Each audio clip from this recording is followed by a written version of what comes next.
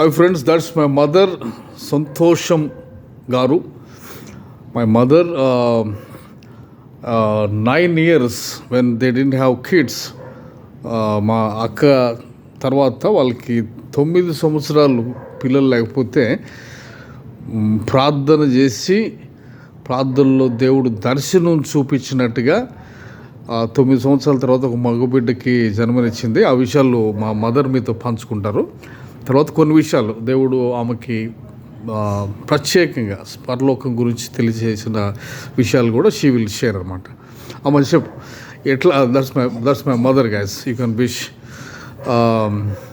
అయితే ఎట్లా మొట్టమొదట పిల్లల గురించి నీ ప్రార్థన ఎట్లా జరిగింది, దాన్ని ఎట్లాగా దేవుడు నీకు జవాబు ఇచ్చాడు? పిల్లలు లేరని హన్నాలాగా నువ్వు చాలా అవమానాలు పొందినట్టుగా నేను విన్నాను.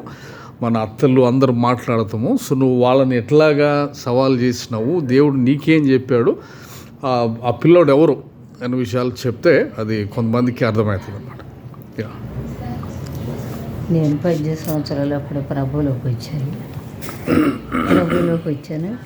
నా విశ్వాసం అంతా కూడా ఏది ఉన్నా లేకపోయినా ప్రభు దగ్గర గోజాడి అడిగి పొందుకునే వరకే నా పట్టు ఎడవను, ప్రార్థనల నుంచి లేవలేను.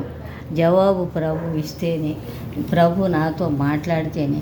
ఆ రోజుల్లో ప్రభు మన పితరులతో మాట్లాడిన దేవుడు నాతో ఎందుకు మాట్లాడాడు, కనుక నాతో కూడా ప్రభు మాట్లాడతాడని ఒక దృఢ విశ్వాసంతో నేను ప్రభువులో పెనుగులాడుతూ ఉండేదాన్ని. అయితే మాకు ఫస్ట్ పాప పుట్టింది 17 సంవత్సరాల వయసులో. ఆ తర్వాత 9 సంవత్సరాల దాకా మాకు బిడ్డలు లేరు. అందువల్ల ప్రభు ఒక కుమారుని అన్నాకి ఇచ్చిన దేవుడు నాకు ఇస్తావు కదా అని ఒక విశ్వాసంతో అన్నా దేవుడే నా దేవుడని పెనుగులాడి ప్రభు సన్నిధిలో మొరపెట్టి ప్రార్థించాను. ఆ టైంలో మేము దొనకొండలో ఉన్నాం. ఒంగోలులో హాస్టల్ వార్డెన్గా చేస్తాం. ఆ నుంచి మమ్మల్ని దొనకొండ మార్చారు. అక్కడ కూడా హాస్టల్ ఉంది. ఆ దొనకొండలో ఒక మధ్యరాత్రి పూట దేవా నాకు కుమారుని ప్రార్థన చేసి అలసిపోయి పండుకున్నా. అయితే నా కౌగిట్లో కుమారుని చూపిస్తున్నాడు దేవుడు. నేను లేచి ప్రభు ఇది బ్రహ్మపరచు ఆత్మ, లేకపోతే నువ్వే నాకు బయలుపరుస్తున్నావు అని మళ్ళీ ముమ్మారుని అడిగే దేవుని సన్నిధిలో ముమ్మారు కూడా దేవుడు నాకు బిడ్డను చూపించాడు. అయితే 9 సంవత్సరాలు ఎడారిలో ఉన్న నాకు పాలు మరి ఎంత భయంకరంగా పడాయో చెప్పలేం. దేవుడు నాకు చూపించాడు కళ్ళలో. పాలు గిన్నెలు పిండి పడబోస్తూ ఉండేదాన్ని. అట్లా దేవుడు పాలని బయలుపరిచాడు. అట్లనే పాలు కూడా అదే విధంగా మా మామగారు అందరూ పాలు లేక అల్లాడుతుంటే ఇదేంటి దీని బాధ అని నువ్వు మంచంలో పెట్టుకొని పండుకొని ఎన్ని పాలు పిండి బయట పిల్లలకి ఇచ్చేదాన్ని. నా బిడ్డకి ఇస్తూ నా పెద్ద కొడుకు జబ్బేసి అన్నమాట అనిల్కి నా పాలు ఇస్తాం. నాతో ఆడితో పాటు ఇంకా 4 పిల్లలకి ఇచ్చిన ఆ పాలు దొరికే కాదు. దేవుడు అంటే మీకు దర్శనంలో దేవుడు చూపించాడా? ఎట్లా చూపించాడు? పాలు అసలు కారిపోతున్నట్టుగా చూపించాడు. అంటే మీరు దొనకొండలో ఉన్నారు. దొనకొండలో మీరు ప్రార్థన చేసినప్పుడు మీకు దర్శనం వచ్చింది. సో ఏం దర్శనంలో? ఆ దర్శనంలో నాకు బిడ్డనిచ్చారు. కొడుకుని చూపించాడు.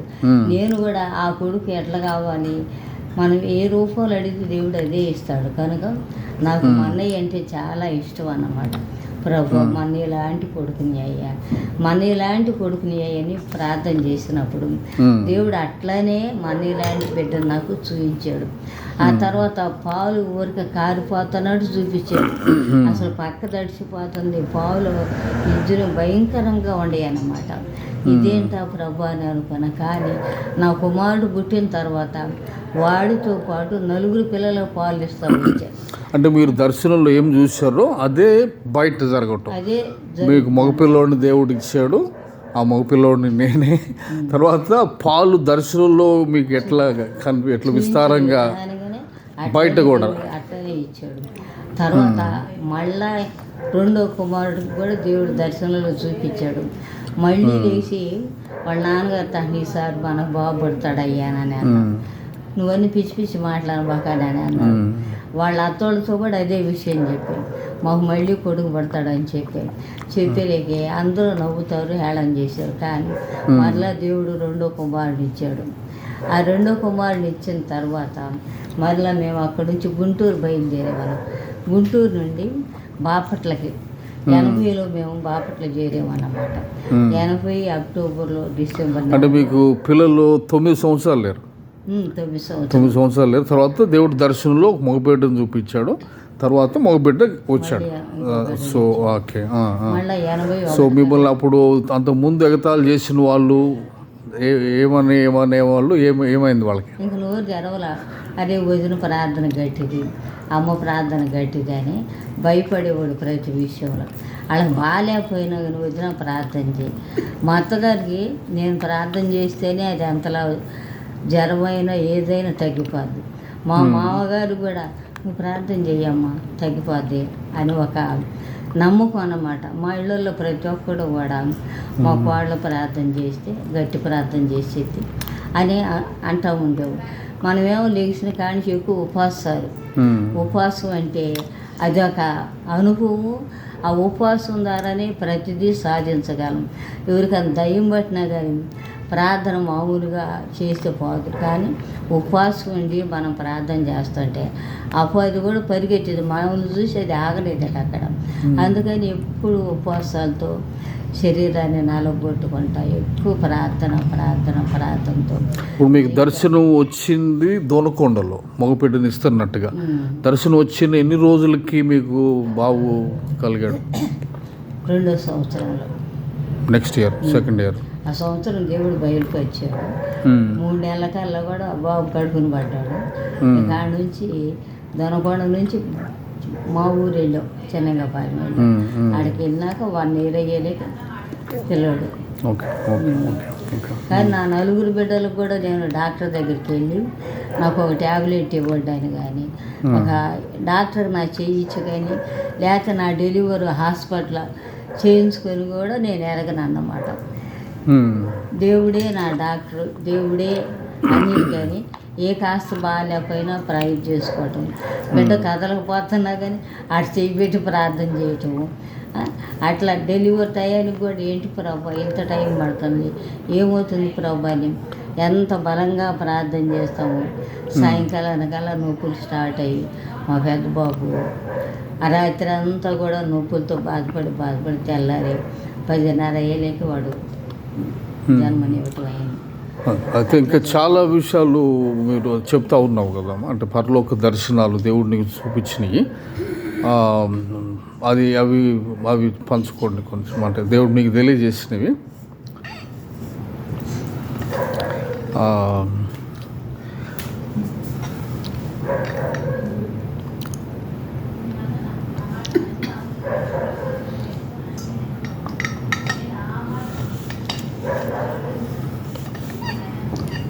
బాపట్లకు వచ్చిన తర్వాత జరిగిన సందర్భాలు, అంటే దేవుడు మీకు బయలుపరిచిన దర్శనాలు ఏమన్నా? బాపట్లకు వచ్చినాక పెద్ద అబ్బాయి, 2 నెలల పిల్లోడిని తీసుకొని ఇక్కడికి వచ్చాము. ఒక 5-6 నెలలు గడిచింది. మేము ఒక ముస్లిమ్స్ ఇంట్లో ఉన్నామన్నమాట. ముస్లిమ్స్ ఇంట్లో ఉండేలేకే చిన్నోడికి సంవత్సరం నిండు వస్తుంది, పెద్దోడికి 3 సంవత్సరాలు నిండిపోయినాయి.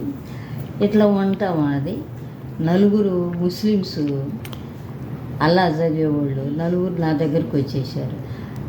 నేను దేవుడు దర్శనంలో అంటే కళ్ళలోనే ఎన్ని గంటల టైంలో? తెల్లవారుజామున 4 వచ్చి నేను దేవుడు తీసుకురమ్మన్నాడమ్మా, దేవుడు తీసుకురమ్మన్నాడంటే నేను ఇప్పుడు ఎందుకు వస్తాను, నా పిల్లలు చిన్నపిల్లలు అయితే నాకు దేవుడు మీరెందుకు వస్తారు, నన్ను తీసుకెళ్ళటానికి దేవదూతలు వస్తాయి, మీరు వస్తే నేను రాను, అయినా మీతో నాకేం పని రాను అని నేను అరుస్తున్న వాళ్ళని. లేదమ్మా తీసుకురమ్మన్నాడు దేవుడు అని వాళ్ళు అంటున్నారు. నా కోసం దేవదూతలు వస్తాయి, నా కోసం దేవుడు దూతలు పంపిస్తాడు, నా ఆత్మ అప్పుడు వస్తుంది, అందాక రాదని అంట.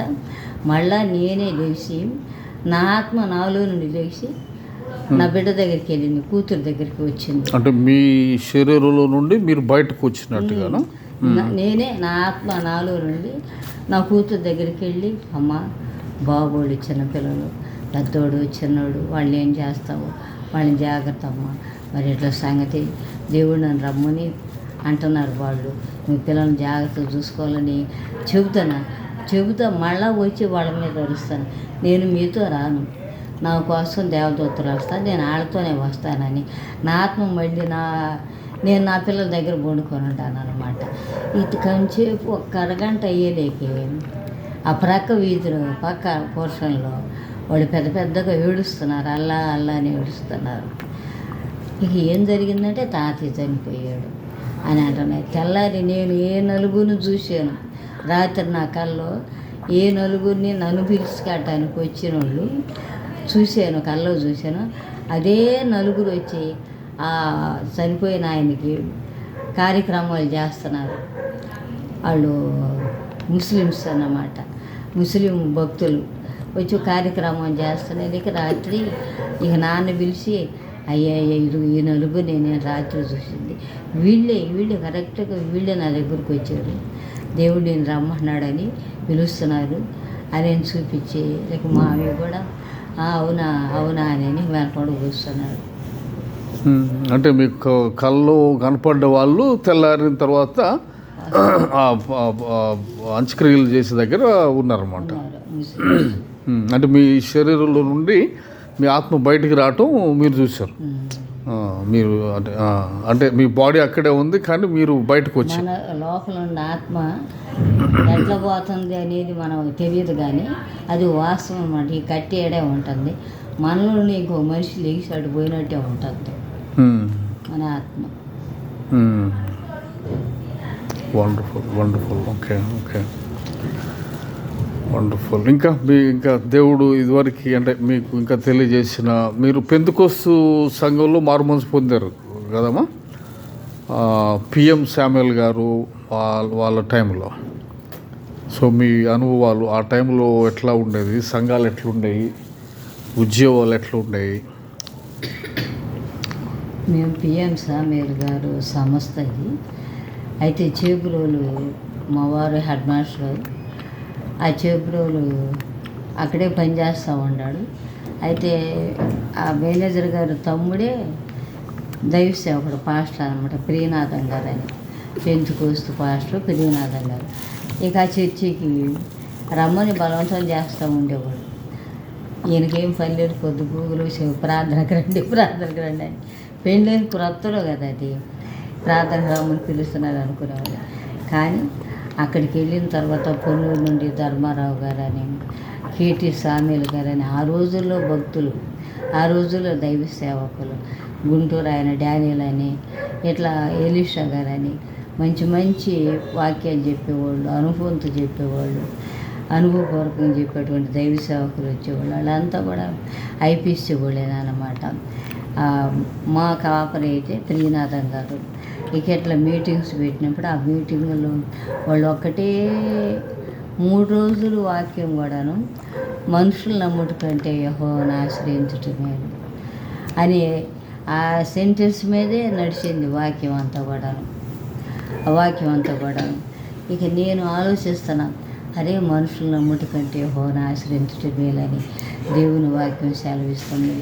ఈరోజు మా అమ్మ ఉంది, మా నాన్న ఉన్నాడు, మరి మాకేం పర్లేదులే అని అనుకోవటానికి వీళ్ళు ఎంతకాలం ఉంటారు, కొంచెం కానీ వీళ్ళందరికంటే కూడా కావాల్సింది దేవుడు కావాలి. దేవుని నమ్ముకున్నామంటే మనకు అసలు తెలివే ఉండదు అని ఆ వయసులో నేను 3 రోజులు ఆ మీటింగ్లోనే ఫాస్టింగ్ ఉండి ప్రభు సన్నిధిలో, అయ్యా నాకు నువ్వే కావాలని ప్రభు సన్నిధిలో మొదలుపెట్టి పశ్చాత్తాపడి ప్రార్థన చేసి బాప్తిసానికి ఒప్పుకున్నాను. అయితే మా వారు హైదరాబాద్ వచ్చారు. వచ్చి తెల్లారిపాటికి అక్కడికి ఇంటికి వచ్చేదానికి నేను అన్నీ తీసి సైలెంట్గా నేను బాప్తిసం తీసుకుంటున్నానని అనేలేక ఆయన నోరు తెరిచి మాట్లాడడం, అన్నీ నగలు గీగలు అన్నీ తీసి ఒక పక్కన పడేసి బాప్తిసానికి సిద్ధపడ్డాను. మా వారు అయితే సంతోషంగా ఒప్పుకున్నాడు, అభ్యంతరపరచలేదు, ఆటంకపరచలేదు.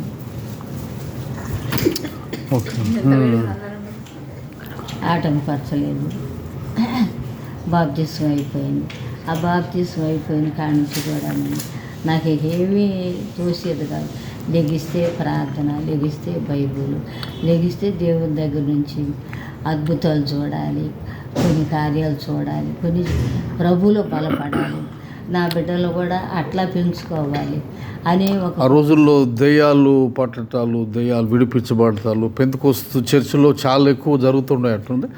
అట్లాంటి ఆ దయ్యాలు ఉండే పరిస్థితుల్లో నేను ఇక్కడ చేబురలో బలపడి ఆ తర్వాత మమ్మల్ని ఒంగోలు మార్చారు. చేబురలో నుండి మేము ఒంగోలు వెళ్ళామన్నమాట. ఒంగోలులో కృపాదానం గారు అని మినిస్ట్రీ, వాళ్ళది పెద్ద మినిస్ట్రీ. ఇప్పుడు వాళ్ళ కొడుకు జోష్ గారు, పాప రవణ వాళ్ళు మెయింటైన్ చేస్తున్నారు. ఇప్పటికీ అది కొనసాగుతుంది, మంచి మినిస్ట్రీ నడుస్తుంది. జోష్ అన్నోళ్ళు ఆ రోజుల్లో వాళ్ళ నాన్నగారు వాళ్ళు ఉన్నప్పుడు మేము వెళ్ళామన్నమాట.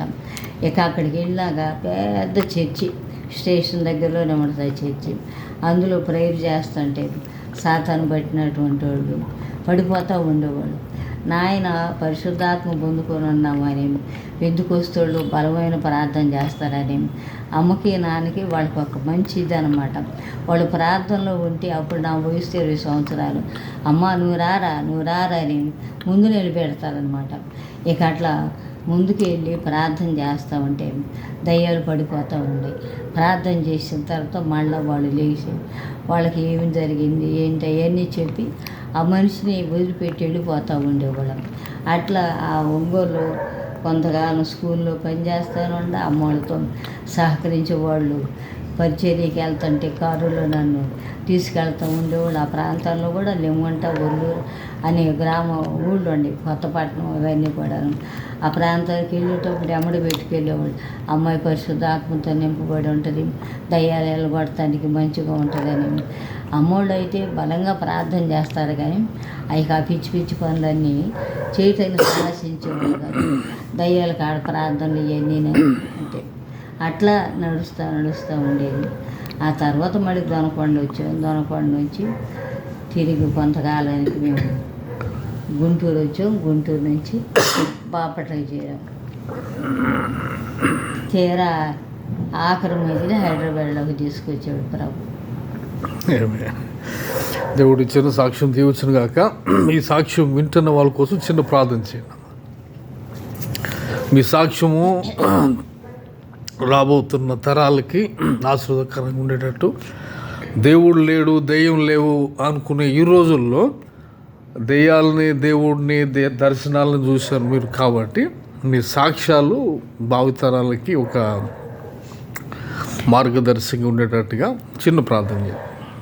జరగబోయే విషయాలు ముందు దేవుడు బయలుపరుస్తూ ఉండేవాడు కదా, ఎన్ని చేయలేదు జీవితంలో. ఎక్కడన్నా ఏదైనా జరుగుతుంది అనుకో, ముందు దేవుడు చూపిస్తూనే ఉండేవాడు. తెల్లారు లేచారే మన ఇళ్ళకాడ ఎవరో బాబాతున్నారని, ఎవరు ఇదనేది చెప్పుకుంటూ ఉండేవాడు. ఏదైనా రాంగ్ రూట్లో వెళ్తుంటే నువ్వు ఏడకి వెళ్ళేవో నిలబెట్టి అడిగితే నాన్న నోరు తెరిచేవాడు కాదు. నువ్వు చూసావు నా ఎమ్మటి వచ్చానేవాడు. నేను చూడలేదయ్యా, నాకు దేవుడు చూపించాడు నువ్వు ఎటు వెళ్తున్నది. అందుకు వణికిపోతూ ఉండేవాడు ఆ రోజుల పరిస్థితుల్లో. అంటే ఎక్కువ దేవునితోనే నా కనెక్షన్ ఉండేది.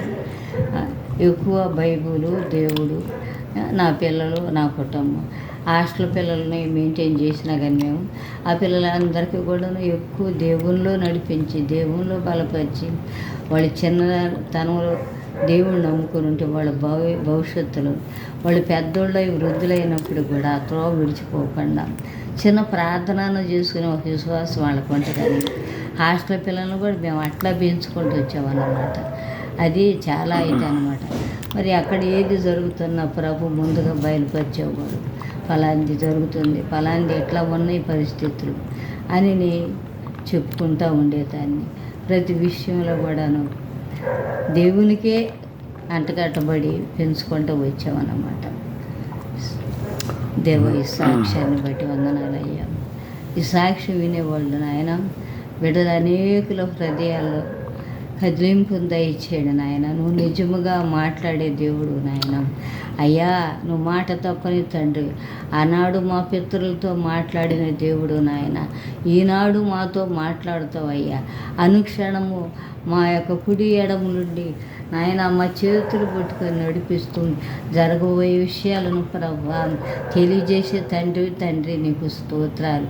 కనుక నాయన ఈ సాక్ష్యం విన్న ప్రతి బిడ్డని కదిలించిన తండ్రి, వాళ్ళ హృదయాల్లో నిన్ను ఆనుకొని నీకు అంటగట్టబడి ప్రభా వాళ్ళ కుటుంబాల్లో నాయన నువ్వు ఉండేలాగా ప్రభా, నీ కృప ఉండేలాగా, నీ క్షేమాన్ని అక్కడ ఉంచమని యేసయ్య నామములో అడుగుతున్నాను తండ్రి. Amen amen amen amen. Thank you so much guys. చూసిన వాళ్ళందరూ షేర్ చేయండి. ఇది గత తరానికి సంబంధించినటువంటి ప్రత్యేకించి పెంతెకోస్ట్ సంఘాల్లో మారు మనసు పొంది వచ్చిన వాళ్ళు చాలా అద్భుతమైనటువంటి సాక్ష్యాలు కలిగి ఉన్నారు. సో అది నేటి తరానికి ఉపయోగపడాలని చెప్పేసి ఇది చేయటం అయింది. So please share it and then subscribe. Thank you.